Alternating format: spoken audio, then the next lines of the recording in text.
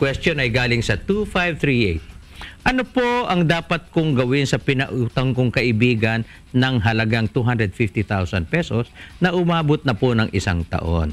Puro pangako lang po ang sinasabi sa akin kapag sinisingil ko po siya. Thanks and more power. Well, lumapit ka kay Attorney Nick. At magpadala ng sulat yan. Oo. Isang sulat lang ng abogado yan. Pwede na yan eh. Oo. Matatauhan na yan. Ano? Sum of money. Kasi kung ikaw lang ang nangungulekta, maaaring hindi natatakot sa'yo. Pero pag abogado na nangungulekta, Attorney Nick o Attorney Boogie, alam mo, Attorney Nick or Attorney Boogie, pero ang pinakamatindi pag dumating sa kanya, Dean Antonio Abad.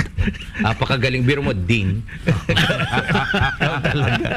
Okay, nananatili pa rin pong bukas ang ating text line, ang 0915-917-0096 para sa inyong mga katanungan legal, at maaari rin po kayong mag-email sa aming email address, ang untv.lawprofile@yahoo.com, o mag-message sa aming Facebook.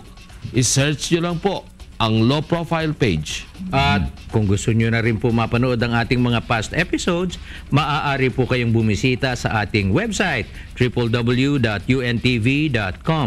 Hanapin lang po ang Law Profile. Huwag po kayo maglilipat ng channel. Marami pa po tayo mga mahahalagang bagay na pag-usapan dito. Dito lamang mga kasambahay sa Law Profile!